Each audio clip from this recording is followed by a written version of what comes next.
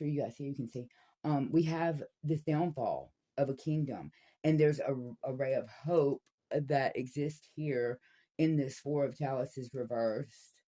And we have King David, the King of Candles. King Saul took a wrong turn somewhere, and he was working for himself, basically. And at some point, whether it was an evil spirit that overtook him or some spirit came over him within himself, that he was no longer working for God or the good of the kingdom. And so therefore, uh, for our present day purposes, there is a ray of hope appearing here in our Four of Chalices reverse. If you narrow that down to one human being,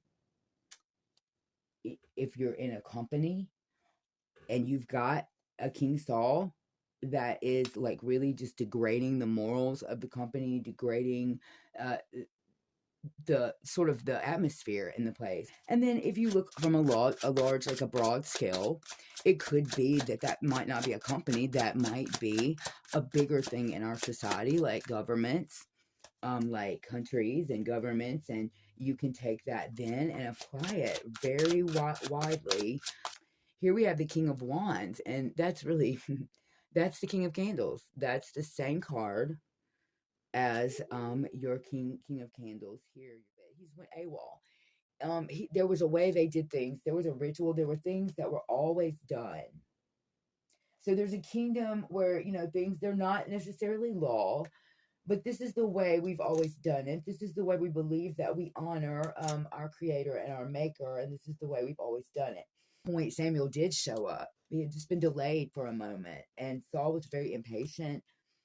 And at that moment, what he wanted was what he wanted, which is for the people to be appeased and let's move forward and let's not take a moment, because it was all about self-interest. I might lose my power if I wait. It might give the people time, almost like he was posing. It'll give the people time to figure out that I'm not okay right now. So any distraction, and he was determined, he was going to make sure that he kept power, and that was the purpose of his actions.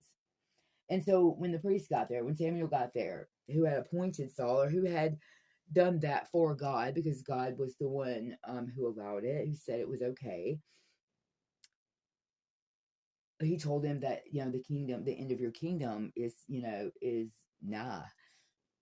So he lost the kingdom. He was told early, though. He was told ahead of time he lost the kingdom.